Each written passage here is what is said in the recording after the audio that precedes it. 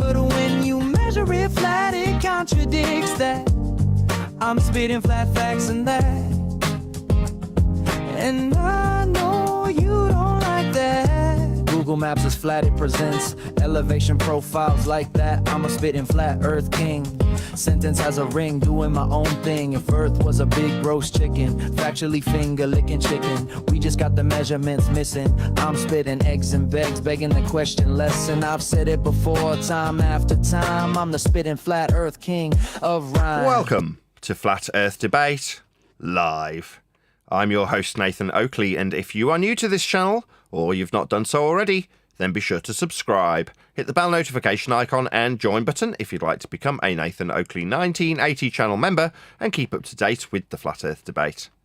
If you would like to support the channel, there is a super chat that runs alongside each of these shows while they are live. There's also a coffee, Patreon, crypto and thanks button in the info box below the video. Most importantly, if you'd like to join the discussion, simply mute the page you are currently watching. Then click the link in the info box below this video to join the panel and express your views on the nature of Earth. If you do join, please don't swear. If you do, you'll be ejected. And if you are, please don't try to rejoin the stream using sock accounts. You'll be warmly welcome back on the next stream. Please also share the show on social media. Sharing the show obviously increases the live audience, but this in turn increases the chances of a more diverse panel. So please share the show on Facebook and X. Now we are joined by Jin, Neil, Refracted, Adam, Len, Click OK, and a whole bunch of people in the Flipside Discord server. So, welcome one and all. How are you? Yeah, how you doing, everybody? And especially those on the flip side. How are we doing? Good. My apologies for my disgraceful use of foul language in the pre-show if you were watching to this point. Now we're live. I'll try and put a cap on it as much as I possibly can with my disdain and fury. In the pre-show, I was presented by a video that was presented me by a very Christian lady named Paula, who runs a channel called Bible U. Now, for whatever reason, it didn't occur to me that it was Paula's presentation that was the reason I was watching it. Otherwise, I'd have probably been a bit less sweary. But my foul language is as a direct consequence of my disdain for how stupid humanity is. And the demonstration was made clear in that video. The Foucault pendulum is supposed to prove Earth spins underneath the pendulum. Now, the consequence of that is that if Earth turns underneath the pendulum and a gyroscope, then it turns underneath a hot air balloon and an aeroplane, and you if you jump up and down. And that's got very obvious consequences which we can detail. Now, we live in a world that is so stupid that even when the device alleged to be proving Earth is turning underneath a pendulum fails and is entirely stationary, the person in the video can still say to the audience without a hint of irony that it's proving a non-inertial turning reference frame rotating beneath the pendulum. It's hard to even say it. The thing wasn't moving. But societally, it makes me despair. That's why I lose my temper and swear, or swore past tense in the pre-show. Because it's reached a point where, societally, we're surrounded by very stupid people. I made a comparison to a magic trick, where you know that you're going to see magic, you go into a magic show, but you suspend disbelief, a term that I was taught in theatre, where you realise there's something that's not quite right, but you accept that anyway for the sake of being in a show, or watching a show.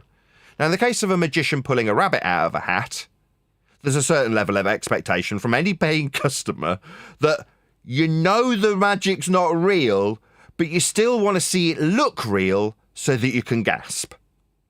Now, by comparison, when you've got a guy stood in front of a Foucault pendulum that is stationary and is broken and has just explained why it's broken, because this synthetic device has failed mechanically, it's akin to the magician going, no rabbit today. The assistant that puts it in the special hat, she's got a day off. Now applaud for me, you stupid bunch of monkeys. That's what's happening. And it makes me despair for humanity. I could almost cry.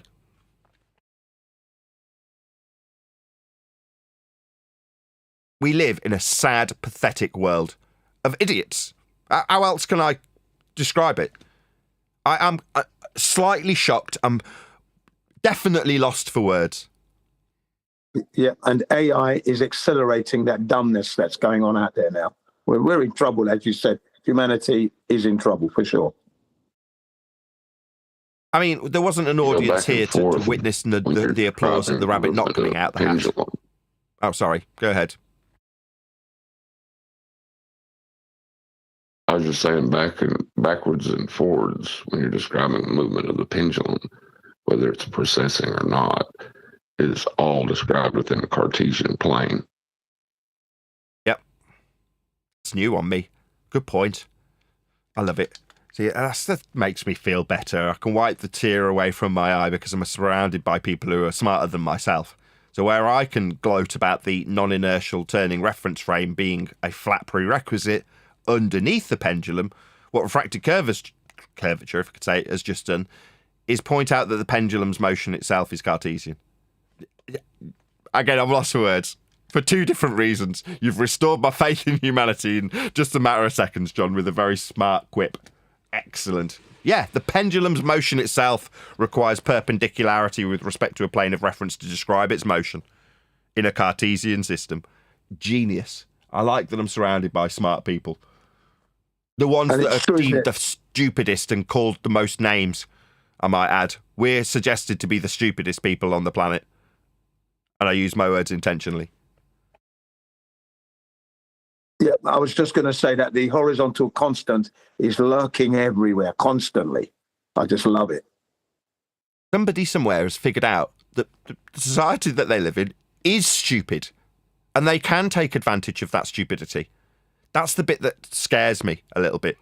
It's like when we talk about the hidden hand and then go, no, we're just conspiratards, there is no human hidden hand, an elite that sits above it all, rubbing its hands together, going, ha ha ha ha, today I will deceive humanity. I don't think that's the case. But somewhere, someone must be in that manner to know that they can get away with telling people Earth's turning underneath a stationary pendulum. Yes, there's got to be somebody somewhere that recognises that to get away with that, either people just don't like the rest of the people around them, or they recognise that the people around them are stupid. I don't know what. Is there a third choice? There must be. Someone bail me out here. Let me know that the society I do live in isn't as stupid as it currently seems to me. A fool and his money are easily parted. That does exist. Yeah, I get it. I shared a Facebook reel of I shared a Facebook reel of a boxer who had just won, I guess, his match, and as part of his little, victory speech, he goes, "Earth is flat," and just starts going over a bunch of little piece of nonsense things, but just the fact that he did that, and they're still all cheering. They're all like, "Yes, yes, yes."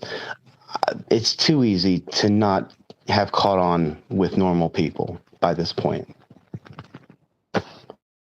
So it made me hopeful. What you're saying is the general public were so fickle as to still cheer while they heard the words "Earth is flat" because their favourite boxer had won. Well, that's the only other thought in my head is that, they're already cheering, that he could have said, anything and they would have cheered. But I mean, you kind of see their faces as he says that, and they're like, yes, finally, someone's saying that stupid stuff. It takes a leader, That's why even just the few minutes that we were watching that guy apologize for his globe proof no longer being globe proof, but all of a sudden being globe proof again, they don't deserve anything but scorn. They don't deserve anything but like, all right, let's say they deserve something else. It's be gentle leading into how they're always on the flat part and then never get off of it. Yeah, I kind of agree and kind of disagree. I don't feel that I should have to lead anybody anywhere, although that seems to be our purpose and our plight. But the scorn is the scorn that's been laid upon us, and I wouldn't wish it on my worst enemy. We've all suffered the scorn of being deemed stupid by our so-called friends, family members, general society at large.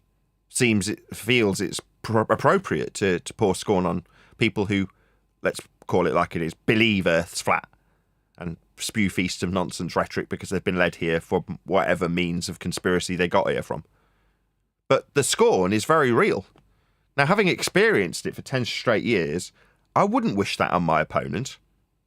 Now, yesterday, I think it was yesterday, we were talking about the fear of our anti-flat Earth counterparts when it comes to them genuinely having a concern that that level of scorn might be poured upon them if they're wrong. So therefore, it's worth fighting to be right in the face of how wrong they really are, with flat Earth measurements being the thing that's probably making them shit their pants as we speak. Because they're probably concerned that the scorn they've laid at our doorstep for 10 straight years, for me personally, might suddenly be laid at theirs. Now, Asmongold was the conduit for me to describe this. He was suggesting that because people don't believe in a bull like he does, they should have voting rights taken away. Now, jokingly, I took it to the extreme and said, oh, right, well, because you're wrong about how bull-shaped it isn't, I should castrate you? See how you like the standard being escalated somewhat? But by the same token, it's like, no, I'm doing that like the abuse becomes the abuser. Like, because I've suffered for 10 years of abuse from people who pour scorn on me being a flat earther, I've got justification to be as abusive back? I absolutely have not. And I wouldn't wish it on my worst enemy. I'm sure that there's plenty of people in the panel that have suffered abuse and ridicule for being a flat earther, that at least initially you've gone, I wouldn't wish this abuse that I'm suffering on my worst enemy. Yeah, there is a little silver lining in this. Yeah, scorn that it we takes some receive. empathy. Hold on, just 1 second. Sorry. Adam. Go ahead, Jin. Sorry about that. I was just going to say there is a silver lining in the scorn that we receive, because when people see that we've been scorned for 10 years, it might prompt them to just have a look. So, there's a little bit of a silver lining there, I would say. Thank you. You think so? Well, what I would, Hold on, I just want to expand on Jin's point. You think because people have watched and witnessed flat earthers being scorned for 10 years, that means that they'll express some sort of empathy and look into the subject? I don't know how that seems very non sequitur. You'll have to break that down for me, Jin, before we move on to anything. Oh, well, no, I'm talking about new people coming in, and when you tell them, that you've been, we've been under ridicule for 10 years, it might prompt them to investigate deeper, because they've heard that, they think, wow, well, if they've been ridiculed for 10 years, there could be something in that. Well, that's strange. They're only saying it's flat. Let me have a look. But why? That person is there. Yeah, I don't get the connection. I still don't get the connection because you've just repeated the same thing. Why would somebody seeing somebody else, if they're in a mental hospital and all they do all day is moan about how the mental hospital's badly run, and they're in the mental hospital for 10 years, it's like saying, well, because I've been saying that the mental hospital's badly run for 10 years, maybe someone will look into it now. My answer would be, well, probably not. Oh, but probably true. Somebody may look into it. They hear this story and think, bloody hell, is that true? Let me check it out. It's a possibility. That's what I'm saying. I feel that is definitely a possibility. People would hear that for 10 years, right? And they would think, let me have a look. Yeah, I think there's a little silver lining there. Okay. I mean, it might be in the case of a similar comparison. It's like, well, a new sport crops up and initially no one's interested, but when it's still around 10 years later, somebody who's previously 10 years prior gone, I'm not interested in that new sport. I like my football or I like my baseball. And they then go, oh, well, I might as well at least have a glance at what it is. I've never even seen the game played. And it's been here for 10 years, you say? Yeah.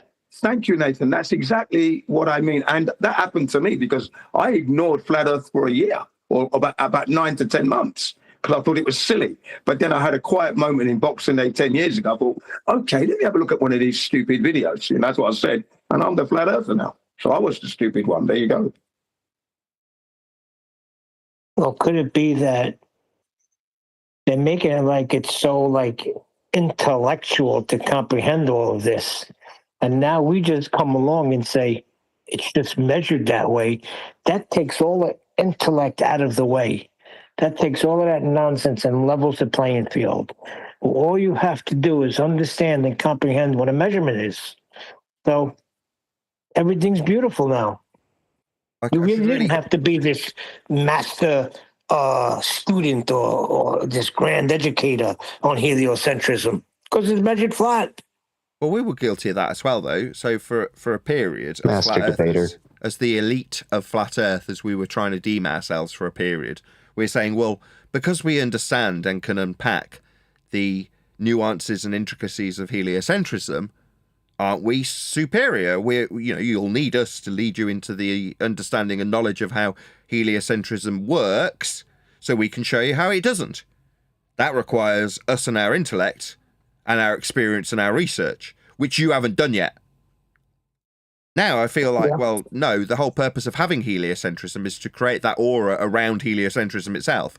That is to say, oh, it's very complicated, therefore it's very, how did that Irish woman describe it? There's a heavy degree of mental expenditure, like energy that has to be burned to process mentally heliocentrism. It's too costly mentally. Therefore, you're going to look for the shortcut, and your faith in next man's better understanding of it kicks in. Oh, well, there's very smart, and they label them, scientists that know this. So we need to put our faith in that rather than expend the mental energy.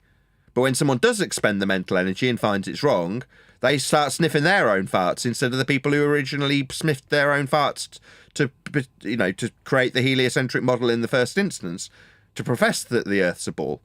It's just kicking the can down the road. First man's like, look how much more intellectually superior I am to you. I understand how Earth's a ball. The next man comes along and goes, not only do I understand how your suggestion that Earth is a ball works, I can show how it doesn't. I never subscribed to the advanced heliocentrist, ever. Once those measurements came out, I stood by those measurements, and I said, I don't have to deal with anything pertaining to heliocentrism once I break down what measurements are and how Earth is measured flat. I never bought into that advanced heliocentrism. I can't stand it. Yeah, I understand that, Neil, but let's not forget that not all flat earthers are like that. There are some out there who actually do know both sides, and then they're able to help the genuinely inquisitive global, normie, let's say, who wants to know. And it's good to know both sides. Obviously, it's measured flat, and utilized flat, and you get that across. And if you need to elaborate, but the model, you can help them along and how it is wrong. It's nothing wrong with that. Why would I elaborate on a model that I just demonstrated that it's flat? Well, you may, maybe you don't do that, but I found myself having to do that to get them to understand that model that you believed in never did exist. That's okay. That's my way. I bring all my my knowledge to the table, and I, use it when necessary. That's all. I never said I didn't have the knowledge. I know all about it too. But to me, why would I waste my freaking time? Well, that's okay. You don't have any of it. You don't have to do that. I will do that, and it's not a waste of time for me. How does the Bible verse go? I should really read it at some point. By professing themselves smart, they showed themselves to be fools, or something along those lines. Yeah, that's exactly how it is. I am most certainly not doing that. Thank you. And I'm saying that by creating a heliocentric model and making it complex and making it require a certain amount of devotion and expenditure mentally to attain a level of understanding, you can, ergo, present yourself as being a smarty pants. Now, we're at the point where Neil's saying, well, without having to learn any of that stuff, to go through the mill that we've gone through for 10 years, learning advanced heliocentrism, you can then kick it to the curb, all of it, and make it completely redundant by just pointing out, oh, well, you'll need a flat Earth measurement for that. If at some point during the Isle of Man discussion, I'm not saying that you can go through the B and C of this without, learning the B and C of it. You can't just get from A to D, unfortunately. You can't just go, Earth's flat? All right, it's just measured flat. As much as I want my journey to have been that, it couldn't have got to D without having gone through B and C. Now, that doesn't mean to say I can't present D to next man and have it be comprehensible. But for me to have achieved that, I had to go through the mill of learning advanced heliocentrism. I didn't want to either, Neil. I didn't want to do this crap. Learning about how the ball worked so I could show how it didn't. I would prefer to be the guy that gets to speak to me and gets to be told it's not that serious, we just measure Earth flat. And then if some smarty pants next to me at the bus stop says, well, actually, the distance to the geometric horizon is 1.22 times the square root of the observer's height in feet. And I go, right, well, you'll need to measure your height off a flat Earth then, won't you? So it's just not that serious. Even when you want to believe in a ball, you've got to measure your height off surface level. no, the distance to horizon is 1.3 kilometres, and in this instance, a man lying on his belly, you're like, 1.3 kilometres is a flat measurement, though, isn't it? And again, at every single point, you've got flat Earth measurements that you can just throw in the face of the smarty pants that's trying to make himself sound smart. You don't need anything beyond the measurements that Neil's suggesting that you need. Now, you've got to have a certain degree initially of confidence in those statements, which requires me specifically and others who previously, past tense, were around me, to have acquired to disseminate this to the next man. But once it reaches next man's ears and it's comprehended that Earth is measured flat, he doesn't need to go through the mill of learning how smart he has to be to understand heliocentrism. Now, for our counterparts, that's the anti-flat earthers, that's where they held their pride. They can babble bullshit to next man and have it still be cognitively expensive. Therefore, their faith, that's next man's faith, can be put into your Simon Dan's, because Simon Dan understands this stuff, right? Yeah, they're not so serious, but I would disagree slightly there, because it is serious. The indoctrination is out there. And you were complaining earlier, just a few moments before in the pre-show, that humanity has been dumbed down heavily. And that's because of the indoctrination. So people like myself and yourself, helping them along the way is okay. There's nothing wrong with them. Talking about the model that they believe in and helping them off of that model, it's okay. Nothing wrong with that. If you have the time to do that, remember, So it's just occurred humanity to me, has been dumbed down, hasn't it? Severely. right, it just occurred to me where you and I very much are going to differ and why we probably clash. Right?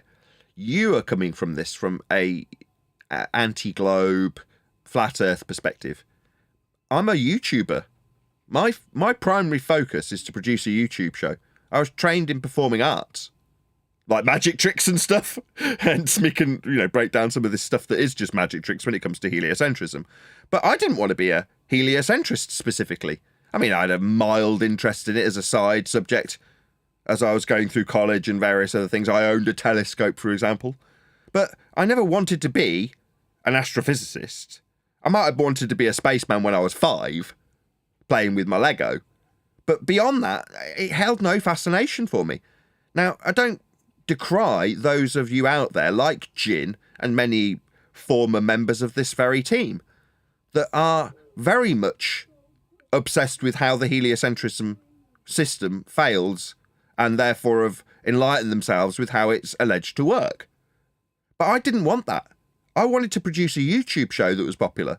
So yesterday, when we were talking about the clout that it was suggested that I was trying to attain from covering a flat Earth video that happens to be being covered by a guy with a lot more subscribers than myself, it's like, I want to agree. I mean, I'd be dishonest if I suggested I did do it for clout, because that just isn't true. But I would want to, you know what I mean? I want to have that demeanour as a YouTuber. Like, I do want to strive for clout, because I want a popular show. But do I want a popular flat Earth show? No. When I came to do this, right, when I was like, I want to become a YouTuber, I'm currently a rep, or I think I was a manager at the time. I was running a store. I'm like, I want to be a YouTuber. I'm going to do this full time. But YouTuber, not flat earther. Now, when I came across the subject of flat Earth, I had a mindset that I need to find an evergreen subject to cover. Because if I try and cover computing, or, I don't know, something I'd studied at college, performing arts itself, magic, they're all subjects that are already oversaturated. Very much so. There's too many people already covering those subjects. So how can you slot in? Well, you're just fighting with an already in existence fan base who's already got their favourite people that they go to on YouTube. So what you need is something new that hasn't already been saturated. Well, then Flat Earth came along. I'm like, this can be that subject. Reasonably interesting. I'm interested in it.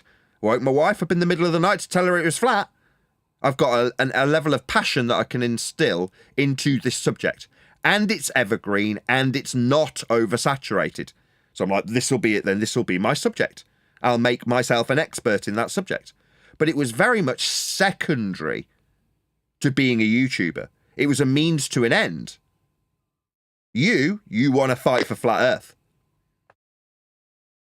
Yeah, I think you've done a great service to humanity, though, so don't sell yourself short. Your show is great. You have got a great show. You're fighting the forces of censorship. So that's why maybe you may not feel your show is well seen enough, but it's a great show. It has been for 10 years. It's culminating in a book. That's going to go on further to entertain and inform humanity. So we give you a round of applause there right now. Don't give up on it and don't sell yourself short. You know, you're fighting a force that's trying to shut you off. So well done anyway for the 10 years of pushing it out there. Thank you. That upsets me the most. And I tried to get that across yesterday when I was suggested to just wanting clout. That kind of wash will work when it's a new YouTuber, like somebody who's green. Well, okay, you're looking for clout by what? Being a bitch to some bigger YouTuber, like casting aspersions on them or creating gossip so that they'll react, so that you can get the clout and hopefully build your channel. That would be understandable if I, personally, in this example, was a new YouTuber. I'm not. Far from it. I've been on YouTube for about 15 years. I don't know the exact number. I've been doing flat earthing for about 11. You're like, well, okay, so I've, done the do, but for the fact that I'm censored, you're like, I'm a hard-working YouTuber. That's the way I see me in this platform, doing my thing on YouTube. Just a hard-working YouTuber, pumping out literally thousands of videos daily, and has dedicated his life to YouTubing, just to be faced with censorship of the evergreen subject I've picked. Now, to me, there's a little light at the end of the tunnel that I can see. I can worm my way into it if I can try hard enough to worm my way out of the conspiratard nature of the rest of the people around me. And that is that Earth is measured flat by normies. So if they don't have to suffer the censorship, there is a very much already paved, already in effect bridge out of this fucking horrible pond with disgusting human beings like Craig, like Simon Dan, like Professor Dave. I want out of this pond because it's a filthy, dirty, disgusting pond. And when people like Asmongold get into the pond, they start trying to suggest like a little Hitler that they want to take away people's rights in the pond that they've dipped their toe in. So it's a horrible pond that I want out of. Well, where's my bridge out? Where's the light at the end of the tunnel, metaphorically speaking? Well, the bridge is to that guy doing the trig points, to the people discussing celestial navigation, to the cartographers and the road measurers and the people out there doing the do when they measure Earth and build stuff, navigate on it, survey it. They are all talking about Earth being flat. Now, there's very little, if any, in some instances, apologetics for their overriding heliocentric belief, because it's a tacit acceptance of the heliocentric belief, which you must suspend disbelief to have. But when you get down to the nitty-gritty of doing some work, when it comes to actually measuring Earth, no one gives a crap about suspending disbelief, because it's life and death then. Whether or not the building falls on the person that uses it, whether you'll find your way home, whether you'll crash into the ground or another plane flying at a given flight level, those are life and death things. Suddenly the suspension of a ball disbelief is inconsequential to the normies. That's my bridge. I want to re-fortify that bridge and allow others to step out of this pond that we're in. But like he says in The Godfather, they keep pulling me back. With their ice walls and their domes and their azimuthal north-centric projections. You keep pulling me back. I want to step out of the shit-ridden pond that we're in with the ridicule, because I'm starting to look like the monster I hate when I describe the disgusting human beings that want to take away people's rights. Sometimes I hear us discussing those things, how we should persecute those who have persecuted us. So we're becoming the monsters that we're suffering at the hands of. Yeah, well, in another survey earlier on today, Japan time, which would have been very, very early in the morning for you guys sleeping, I and the team that was there with us successfully got two new normies come in and concede that they were carrying beliefs and they were wrong, and that they were actually going to go back and do the research. Because, they came in a little bit hot, a little sarcastic, but that all settled down. And then they conceded, separate times, conceded that they were wrong, and they're going to go and look into it a bit more, change their position and their attitude completely. So that's a great start. And we said to them, do come back. The door is always open. We want to know what your findings are. Yeah, because they hadn't checked anything. What are they going to research? Hold on, let me just address Jin first, Neil. Yeah. Again, I could smile about this now because I've just 15 minutes ago identified the differences between you and I in this regard. I tried to hint at this when I was talking about Asmongold to refracted curvature yesterday, just so it's not personal to you, Jin. He was like, well, you can't immediately hold the mirror up of his disdain and wanting to take away people's rights to him. That might scare him. And I'm like, why not? Well, because then he won't learn that Earth's flat and be able to accept it. And I turned around to John and said, I don't give a shit. I don't care why he doesn't accept it. It's a fact. Do you think Asmongold's acceptance of how flat Earth is measured, or how flight level is there so the planes don't crash into each other, parallel with the ground measured with altimeters, do you think that concerns me that he doesn't get it? I couldn't give two shits. Like, I literally don't care. So when you're like, I converted 2 guys from the server. Okay. I want money from YouTubing. So we're on very different levels in this regard, aren't we? I don't care if they're converted. That's fair enough. We are on different levels there. But, the point for me is that, they're going to convert themselves. We've given them the information for them to go and look at so that they will convert themselves. That's what's going to happen. They've got to do the work. They know they have to confirm it. Otherwise, they're going to end up believing again. And we said, stop believing, start knowing. Go out there and actually do the investigation for yourself. This is great. And then you will know. This is great. Okay, I'm not disagreeing with you. Fine, that's how you want to see this. I'm going to just completely contrast that by saying, believe whatever you like. You want to believe you're on a ball, good for you. I'm not going to stop you. Good for you. You believe that you're on a ball based on flat Earth measurements that we must make. What's that? You want to now argue me? Go away. Don't care. You're not converted? Don't care. Go away. Couldn't give a shit. Well, what was the homework that they needed to do? What did they need to investigate so they could properly understand where they're living? Go and measure the flatness of the Earth, basically. Why? Beautiful. Why? Beautiful. Why? Those 2 people aren't building anything, flying planes, navigating or creating maps, are they? So literally, who gives the tiniest of shits if they get it or understand it? Yeah, I give a whole heap of shit because they came into the server wanting to ask questions to know whether or not the Earth is on a plate spheroid or is it flat, and why are we saying it's flat. So I give a whole heap of shit when they ask nice questions like that. And I'm glad you do, because if you weren't here, my show would fail.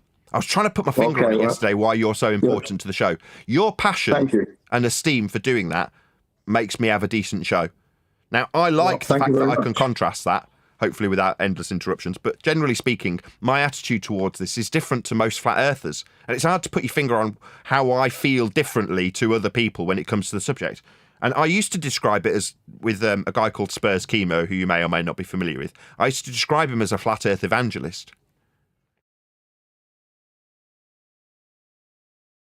Yeah, I know that Chemo character you're talking about. Yeah, he's a nice guy. But yeah, I don't see myself as an evangelist at all. I just think that we're helping people to understand where they are. That's it. And hopefully, an evangelist. I'm not an evangelist. It's not. I've tried to stop this so we don't have a back and forth with Jin for 5 minutes saying I'm not the thing that we're discussing. The discussion of it is important, not whether or not Jin is. So I've used John, I've used Spurs. I try to keep it away from being directed personally towards Jin so he can join in the example, even if, close your ears a second, Jin, it directly applies to him.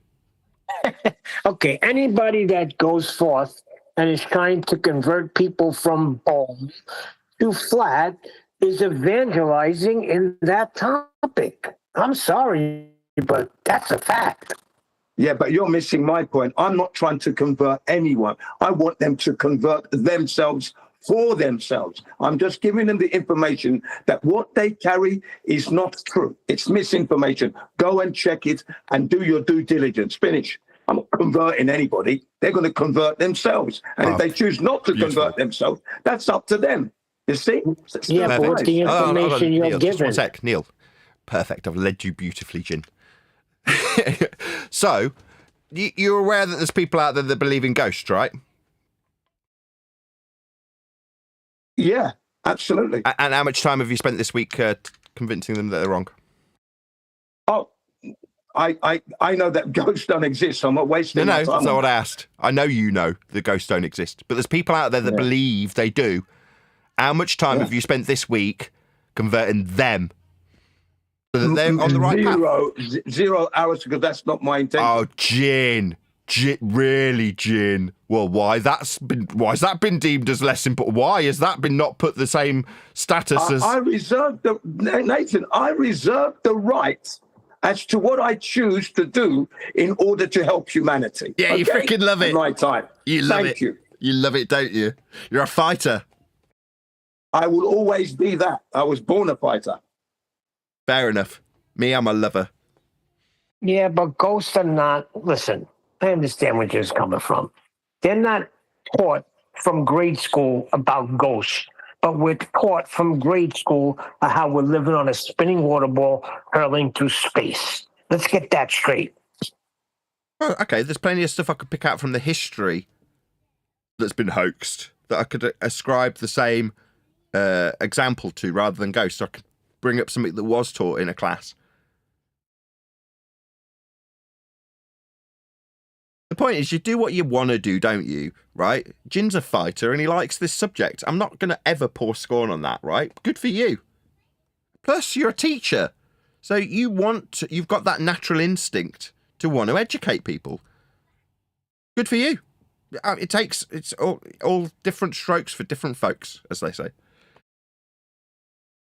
Precisely, my good man, precisely. Sure. But it doesn't alter that the 10 years of journeying to get to a place, for you, it still involves the fight. You still want to step back in the ring. Now, for me, the only reason I'd be in the ring is because I wanted to defend myself against a force that needed stopping. But then I'd want to get the hell out of the ring and get out of the arena as quickly as possible. And if they're like, come back, I'm like, I'd managed to get myself into a position where I was in a bloody ring. I didn't want to be. I got out of it, thank the Lord. You think I'm coming back? No, thanks. I've got other things to do. Whereas you're like, yeah, next, please.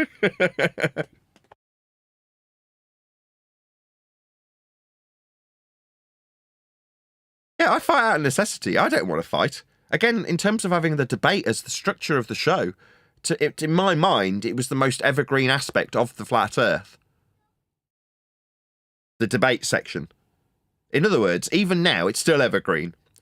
Until people recognise for sure and without a doubt en masse that Earth is measured flat, there'll still be a perception of a debate, and I can keep the namesake of the show. Now, even if that changed, I could still talk about flat Earth.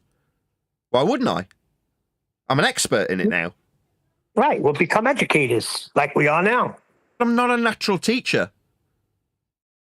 Doesn't matter. You are a master in the subject now, which gives you the right to teach it. I mean, geez, you got a lot of teaching to do about measuring. I want to be pulling magic tricks. I want to be juggling with fire. That's what I trained to do, and it was a lot more fun. Pulling rabbits out of hat and seeing people gasp. No, but that was the whole thing. They made it so complicated that you think only all these great minds, they can't be wrong. I mean, they did all the work. So why would we not believe that we're living on a spinning water ball when it all boils down to measurements? So you don't have to be this great mind, this Einsteinian mind of bending space-time. Just measured flat, people.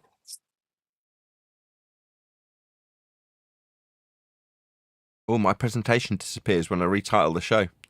I have to remember that. It's quite handy having the little short preview. So I don't know if you guys are aware that we now broadcast on YouTube with their multi-platform formula in place for live streaming. So as much as it was never acutely aware to me, what kind of was a less than surface level, that there was two separate platforms on YouTube. There's the Shorts platform, which, if you want to call it, as they've called it in the live streaming context, the vertical. And there's the horizontal. So your average standard, 3-minute to 8-minute video, and then 8-minute to whatever infinity video, is typically presented on YouTube in a horizontal 16:9 format, like a normal television screen. But obviously, there's people out on mobiles holding vertical screens, and they've ripped off TikTok and invented for their own platform an entirely separate medium to present data through. And they've called it Shorts. Well, now you can simulcast on YouTube with both horizontal and vertical to the two different audiences. So you can present, as we are now, the stream to the vertical audience. That's people out on their mobile phones, holding their phones upright as you would, and the people who are watching it on an iPad or on a laptop or on a computer, in essence, that would be holding it horizontally. So we've increased our audience reach pretty much overnight. I think it was when we started covering Asmongold that I first saw the button and turned it on. I had seen a few other people doing it, but I don't know if were you aware of this? I'm not. So you're saying vertical and horizontal, they go together? Oh, dear. In videography terms, yes. For YouTube, you've got the vertical and the horizontal streams, and they're separate, and you get separate presentations back on what the audience can see. So I'm looking at two different streams. I mean, it means I've now got even less real estate on my screens. But that's fine. I like the fact that I can simulcast to two different audiences.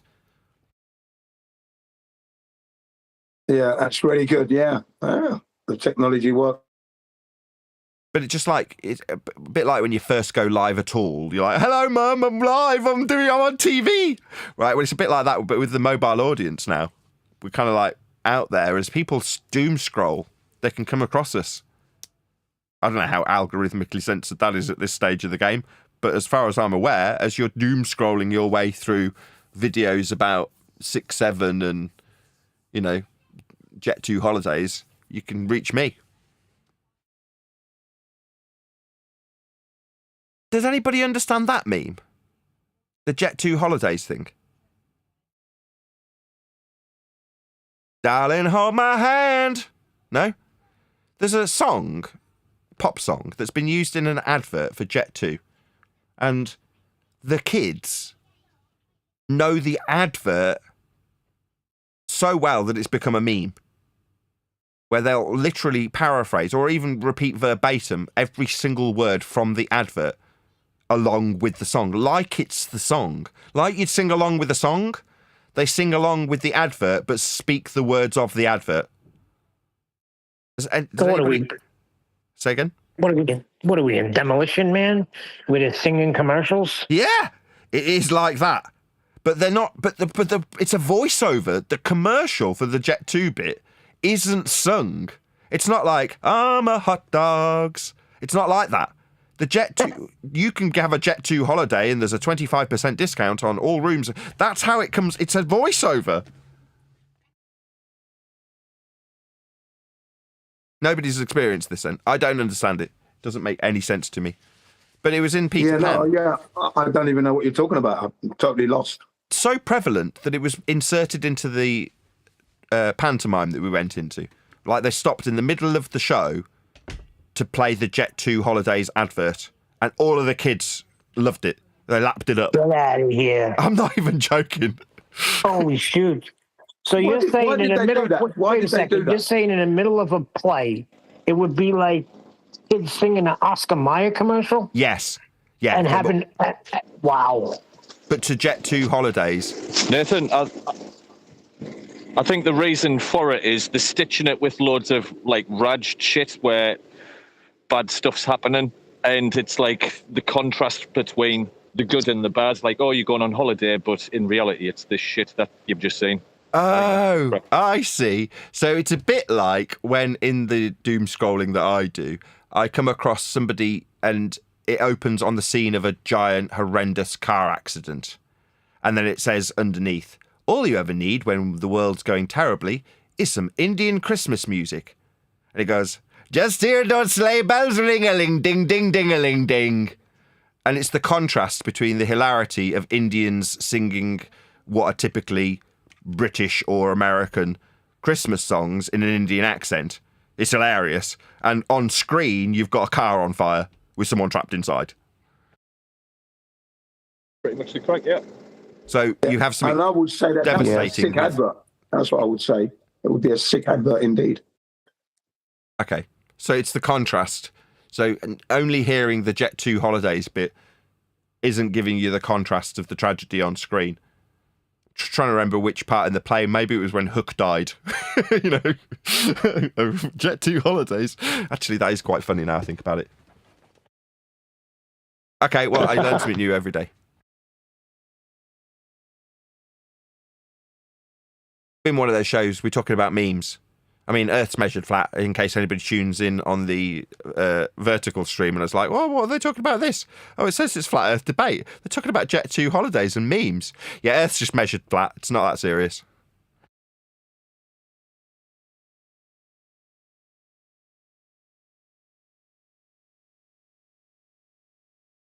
I'm hoping. Yeah, it's time to put our feet up. Yeah, to a certain extent. I mean, we've got, hopefully, Arthur at some point presenting a couple of videos. I did see that he'd done a video on celestial navigation yesterday. And in the ending part of the Asmongold videos, he piped up Flat Arthur, that is. He's an Indian guy, hence me tailing in, or dovetailing in the Christmas Indian songs to Arthur's covering of Flat Earth subjects, so he can get back on the right path, so to speak. Suggested that he would present a few videos for us to cover on the show, because he's got a whole bunch of them. Now, I've been hoping that my panel will do this, and I tried to get this in yesterday, saying the snowball took a while to start getting snow on it, which is, if you've been covering anti-flat Earth rhetoric for years, that's going to be the order of the day. And when you turn around and go, no, I want normie videos talking about normie measuring Earth, it will be flat. And they started to trickle in. A couple of people presented one or two. The main one that has been of note so far is the guy covering the trig points. Well, I wanted more videos like that. So when I hear Flat Arthur going, I'm really excited, I want to present some more videos that I've dug out that are covering celestial navigation. I won't do it in a racist Indian accent, although I could have, I was tempted. But that makes me very happy. It's like, great, that's the bridge I was talking about 10 minutes ago. The bridge out of this shitty, dirty pond that we find ourselves in. If you roll around with pigs for long enough, you're going to get dirty. If we're in the same pond as the anti-flat Earth scumbags, we're going to get covered in scum. And to the onlooker, we just look scummy too. Yeah, I'm an organised flat earth. I take my exercises, I do my due diligence. I slot in flat earth where I can, and I don't mind putting a hazmat suit on and getting mucky with them. I'm coming out clean anyway. Flat earth is measured flat and utilised flat. I always rise like a helium balloon. I have no worries. Yeah, I don't want to wrestle with pigs. I mean, you might say, well, why are you running a debate show? It's like, well, it's a good question. It's all about becoming a decent YouTuber and having a decent audience and making decent numbers in terms of my videography. And Flat Earth Debate has been the conduit for that. The show, this channel, has got almost 9 million views. Now, I was asked about this the other day. My wife was like, what number should I put in here? Like, put 10 million in. Because number one, it will reach 10 million anyway, eventually. And number two, I've got multiple channels. So between Nathan Oakley and Nathan Oakley 1980, I can easily justify putting 10 million down, and it's just a much better number. But this particular, just this channel, is about to hit 9 million views.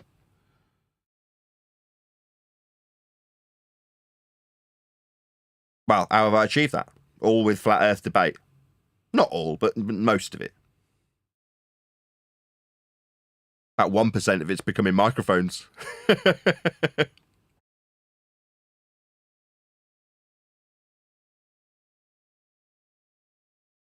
Another evergreen subject, by the way. So in other words, I could make microphone videos indefinitely. I won't. I don't want to. Quite the contrary. I want to keep saying this. I want to round down my microphone involvement. Yeah, did you receive the one you ordered yesterday? Is it going to come tomorrow? They're always trickling in. There's one specific one that I think when I get that, it will probably signify the last one that I buy, because it's possibly one of the oldest. It's from the 50s, a ribbon microphone that looks like a rocket. Very appropriate. But that particular Reslo rocket microphone, if it works, I might say that's the last one. Let's just not buy anymore. But the one that you're talking about, no, that hasn't come yet, that Sennheiser. What I did put in the chat was a weird... It was something I was taught when I was taught how to be a pawnbroker. You're always looking for the next opportunity to either sell something from somebody or buy something from somebody, right? Well, it works both ways. buyers are sellers and sellers are buyers. Therefore, if someone's buying something off you, you might be able to sell them something and vice versa. Well, that happened yesterday. So I'm bidding on a microphone that I just want. Like all of them, I just want it, right? Because I'm like, a 421, a Sennheiser. It's actually a 521, but a 421. Cool. I want one of those. So I'm out looking for one. And I can just never buy one for less than £200. And I'm not willing to spend that on something that I might not be able to sell for a £400 price tag, which I don't think I will, because that's what they cost new. So I'm like, I want one for less than 100. So I found an obscure one that is under a slightly different name from the 90s, a 521, that I had found with a reserve. So I get in touch with the guy. I like to build up a little relationship, even if I'm bidding on something, because at least then it assures that they'll pack it nicely when they ship it to you. If they get a crap price for it, if they've got a bit of a rapport with you as a customer, they'll at least hopefully put a bit of bubble wrap around it. Not always. I've had microphones that retail for a couple of £1,000 been put in a freaking envelope. Happened the other day. I've actually given them to Craig to check over and fix, but they're microphones that don't work. I've still paid over £100 for them, and the person put them in a freaking envelope. Really pissed me off when I got them. I'm like, if these are fixed, and I obviously have to spend money to get them working, which I might not have to, Craig might get them working for all I know, but if I end up having to send them off, I'll end up having to spend money on some specialist microphone repair guy. But they've come to me in an envelope. And when they were sold new in the 70s, they were £1,000 each.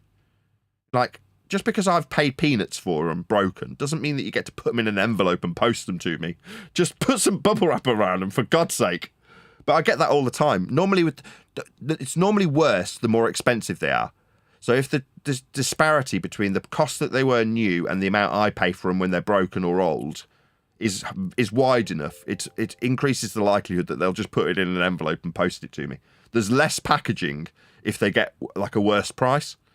Anyway, back to my microphone that you were asking about yesterday. That guy bought a microphone off me of the same value. So he's like, you've got a mic up for £115. Will you take 80 quid for it, which is what I got out of the microphone you just bought off me? I'm like, yeah. And the only reason he was looking at buying it was because he was talking about what he recorded with his microphone. So I'm asking, what's the history of this mic? What was it used for? And he's like, I was a singer, but now I don't sing anymore. I'm going to do recording guitar. I'm like, well, what are you recording it with? And he's like, well, actually, I'm in the market to buy a microphone. I'm like, you want to buy this one that I got in today? I didn't tell him that.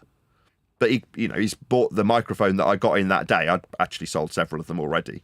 But a great microphone for recording acoustic guitar. I just happened to have the perfect mic. And he purchased it. So I'm like, so I'm at zero, basically. Well, I'm not. I bought that mic originally for 40 quid. But it means the one I actually want and may keep has cost me £40. Minus fees and shipping and everything else, actually £50. But, who's counting? So yeah, it sounds all good and exciting, actually, yeah.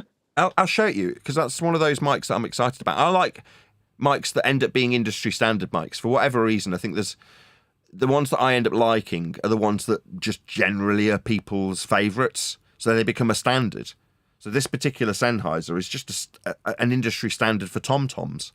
It used to be a vocalist mic, but just engineers have found it works really well on tom-toms, so it's become an industry standard for tom-toms.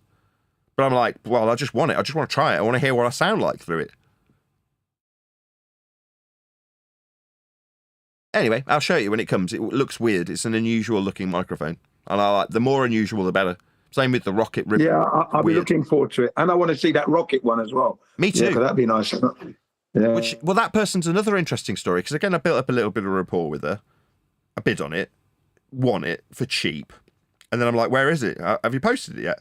She's like, no, it's at my mother's. I just need to go and get it. I'm like, okay, wait a couple of days. Have you posted it yet?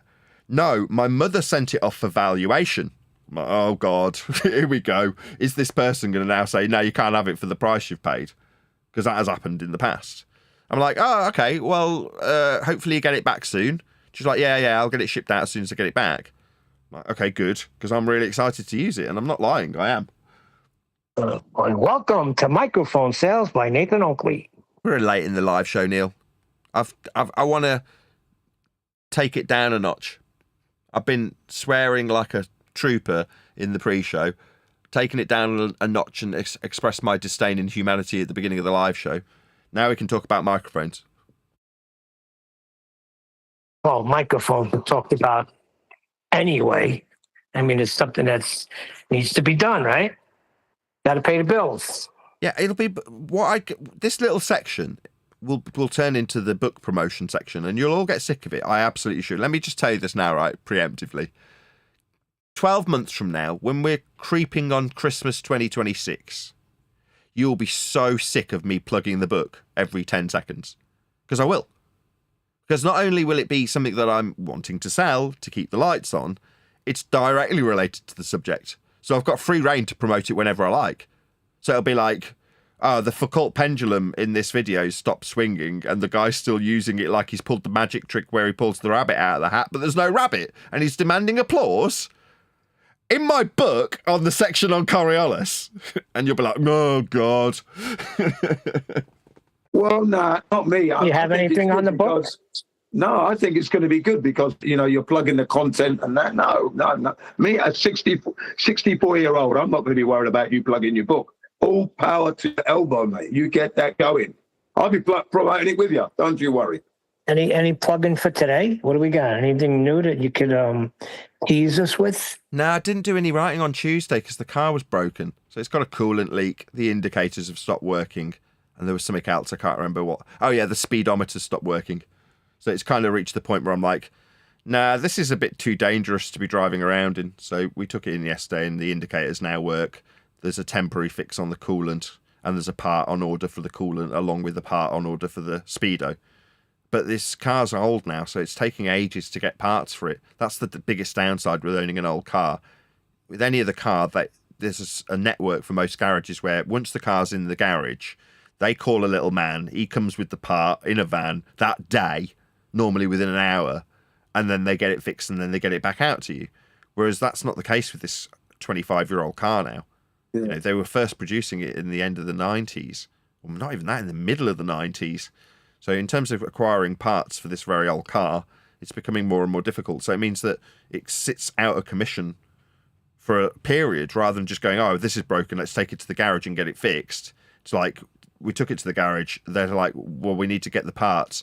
So then my wife's into sitting in the garage, looking through lists of parts, trying to find it and ordering it with them there and then going, well, it's going to be a couple of days. So you can just take it away and bring it back when the parts come in, rather than a man in a van turning up and just fixing it there and then. So that means that I didn't get to go to my kids' art class on Tuesday, which means I didn't get the peace and quiet for an hour or two while she was doing her paintings and stuff to write another little bit of the chapter and verse. That said, we're now going through what I'd call 8th draft, which is to say that it's being gone through from start to finish and all of it's being reworded and recreated in the way I want it to be. In other words, it's becoming very much my own again. So it's been through the mill. Other people have looked at it. Some of them have put their 2 pennyworth in, and now, well, that's already been done. Their 2 pennyworth, they who shall not be named, has been taken back out again. And now I've got a skeleton to work on, mostly from what I originally did with Chuck, the publisher.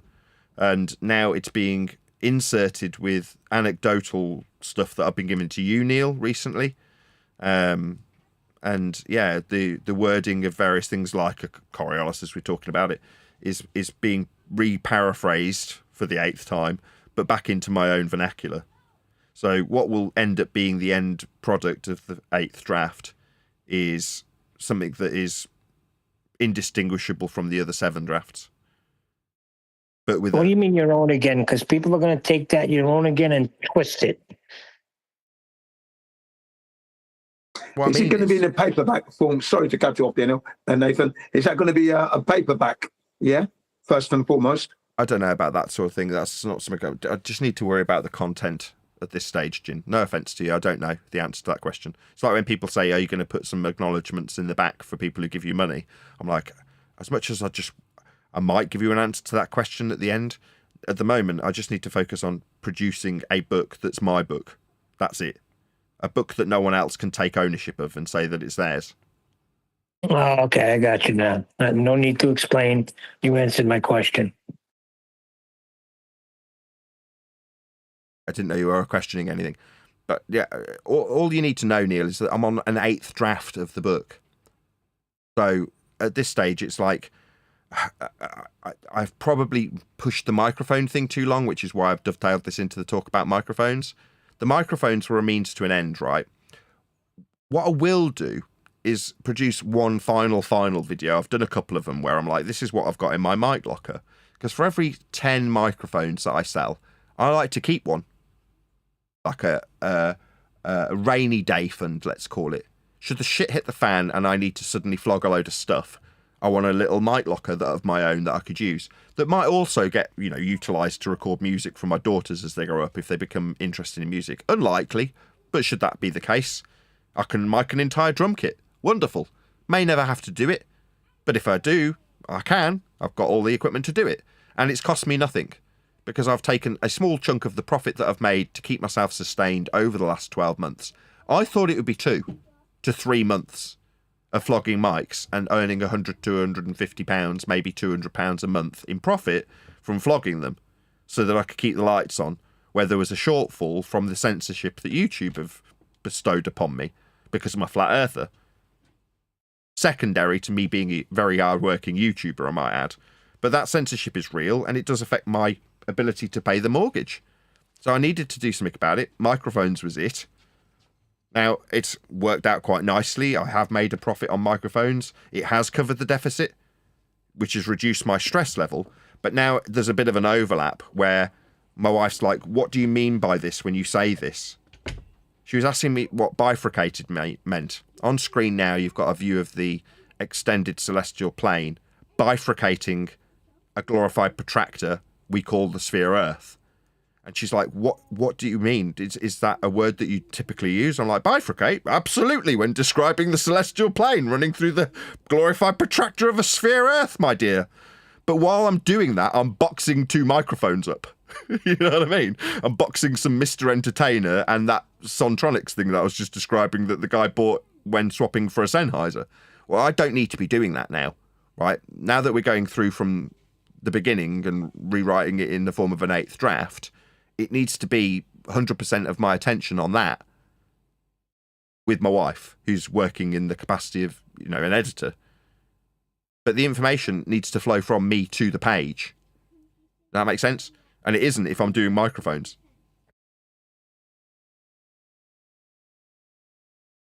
Except in Makes perfect sense.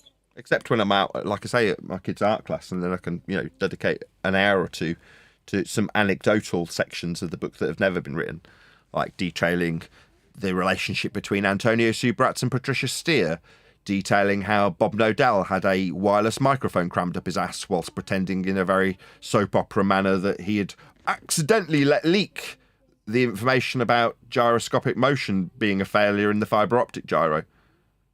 Anecdotal stories about Gerron's need to paint me as a scammer.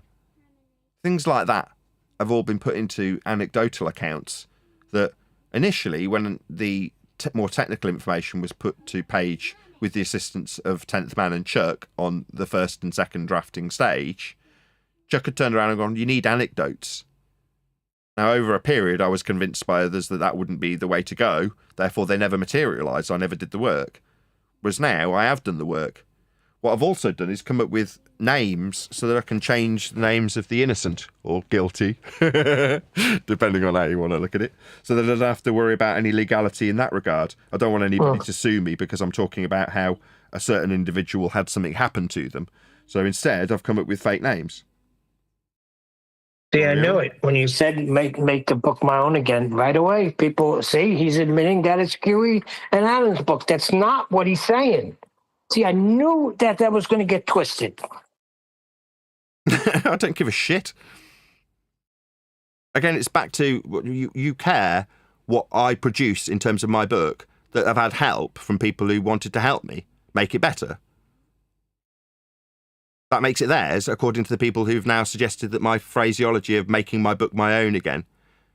Literally, one of my drafts is in someone else's possession currently. What's that? It's theirs? No, it's not. But that is irrelevant. I've moved on from that. I couldn't give a crap.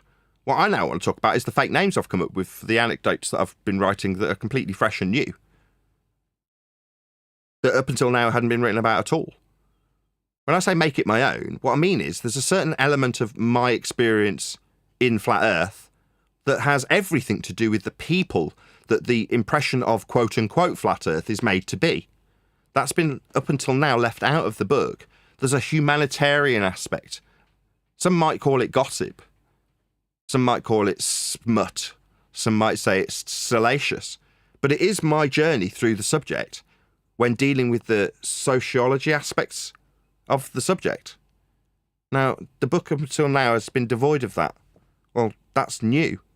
When I say making it my own, I mean making it a journey of Nathan Oakley through his interactions with other individuals from my perspective.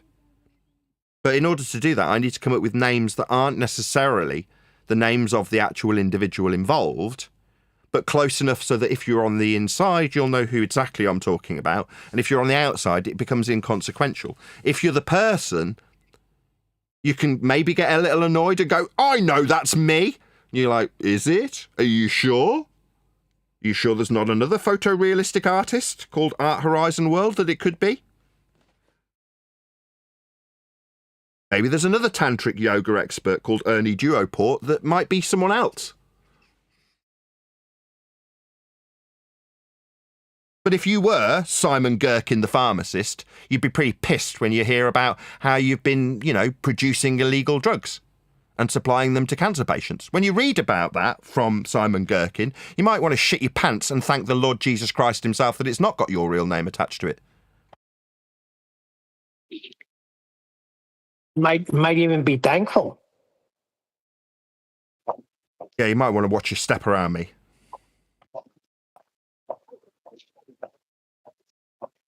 But there's other ones that I've nicked from other people that have given fake names, like Legolas, the Satanist podcaster. Dark Boy himself? Don't guess who the names are, Neil. Who's got their mic open? P.S. the noob, please can you go on mute? Okay. Do you want a few other names that I've come up with? Yes. Trans radio host Leslie Triplehorn. Again, some of these have come from, what's his name? The guy who did Globe Earth Dictate, like Quantum Entanglement. But there's others. That was the Doth guy. Ditra, or however you say his name, Dirth. A spin on DITRH, deep inside the rabbit hole. But there's other names that I won't change, like Bob Nodell. But he's dead, so who cares? What's he going to do, sue me? No, he'll haunt you. Because ghosts are real. Don't believe in ghosts. Same goes for Antonio Subrat's. I might have to change Antonio Subrat's name because his interactions with certain individuals could only be certain other individuals. Therefore, I might have to change his name also. I've only just realised that. But other ones that are just nice, like Nth Man instead of 10th Man. And I'll join in. Maybe I'll rename myself Ethan Woodley. So I can talk about myself in the third person without it being complicated. Because there's various different bits where I've described myself as I, and there's other bits where I've described myself as Nathan Oakley. That's something that we're polishing up at the moment, actually. Got Simon Checkers, Sexy Stranger. Johnny Bravissimo, Kung Fu Guru. William Hicks, Propaganda Podcast Host. Soviet Vids, Conspiracy Theorist. Julian Flip-Flopper, Globe Earth Jesuit Turncoat. Mark Wise, Flat Earth Jew. Go There and Screw, random YouTube talent podcast host. David Day, who goes by the name 9090, another YouTuber. Simulacra Decode, YouTube videographer. Runt of Flat Earth, Ken Burns Conspiratard. Got Globe Earth Dickhead, wannabe comedian. And Neil Soprano, ex-con gangster FED host and guest. Yeah, right. Like that. Nigel Soprano. That is funny, though. Most of them I understand. Some of them I'm in the dark on. I guess when I read it and get some details, I'll know who they are. What should I put the bracketized version of who they are? Like Julian Flip-Flopper, Globe, Earth, Turncoat, Jesuit. That Well, that you're going to know immediately who it is. I bet you don't. I bet there's plenty of people in the audience who don't know who those people are. Yeah, I agree with that. Which is what you want. You want it familiar enough contextually to be understood on the inside who they are. But for any Joe blogs that comes along, they'll be reading about Legolas and going, man, this guy sounds bonkers. And that's all you want them to think. Same with Art Horizon World. You're like, oh, I really like the story about how this photorealistic painter woke Nathan up to the subject of flat Earth and not know who the hell I'm talking about because it won't matter. Or when you're hearing about Ernie Duoport and Art Horizon World being in a court battle, it's just two characters in a story. Yeah, but aren't, let's say, somebody that has never heard of this at all, sees the book on the shelf and says, wow, that sounds interesting, pulls it off the shelf in the library, purchases it, and reads it. Don't you think he's going to want to know who these people are? No, not necessarily. I don't think it matters. If you watch a film and it says based on a true story, do you suddenly go, I must now burden myself with finding out who the real people were? No, you just enjoy the story for what it is. Now, if there's an underlying factual base to what's being given in anecdotes to keep it interesting to the reader, so it doesn't get too dry, then it's, you know, that's just it's this padding between factual information, isn't it? So you want to keep the interest of the reader, but you also want them to read about how Earth is measured flat. So in those anecdotes that you've heard so far, Neil, because I've given you quite substantial chunks of them up until now, you can hear in those anecdotes how I air my disdain at some of the things that are being discussed about the subject of flat Earth because of my now understanding of how Earth's measured flat. So I describe how redundant some of the things we're doing. So it simultaneously tells the reader how the Isle of Man debate took place without just boring the tits off them, talking about how we measured the geometric sphere edge horizon to be the leading edge we called the horizon, suggested to be a ball as plugged through the calculator when we were at the Isle of Man because me and my wife went there with Anthony and his missus at the time and Spurs, and you're like, my God, this, even as I'm describing it, it's boring, right? So you got to kind of have this disdain throughout, which sits in line with the current rhetoric, which is to say the entire thing was made redundant. If we'd have only known back then that the distance measured in Google Earth to the Isle of Man itself was a flat Earth prerequisite, we'd have ended the discussion, we'd have never had the argument. But at the time, it seemed really important how Anthony was on his belly at the Isle of Man, looking at it from St. Bees. Yeah, I remember that. I remember watching the freaking show on that. Yeah, I get it. Sounds like it's going to be good. Can't wait. Well, it's funny. I've just had this funny idea, and Nathan, that tomorrow I go to the bookshop and see a book called Welcome to the Horizontal Constant by Neil Constantino. You're giving him everything. I'm just joking. I've just given him sections. I've just read out. I've done it on the live streams, on the pre-shows as well. That is to say, I've gone to something that I've read something I've written that day, and gone, here's a little excerpt from what I've written that day, and then I've read it out so that people in the audience, again for a similar reason, which is to say, if some shyster comes along and decides that they're going to suggest that what I've done and produced is theirs, I can demonstrably show a judge where it was produced under my guidance, with my supervision, in my space, on my time, in my recordings, published to an audience. So there's a method behind what I do. So it was the case at one stage where someone was like, there's a leaked version of the book. And I rolled my eyes when I heard that and chuckled slightly. I'm like, where do you think that came from? From me.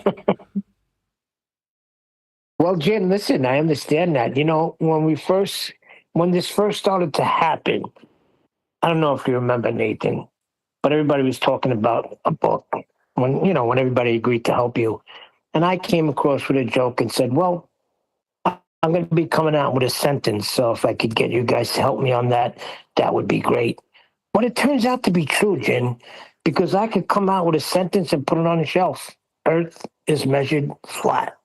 So basically, I was prophesying. Yeah. I'll read you a little section. Yeah, you were. Here you go. This is something I wrote a couple of weeks ago.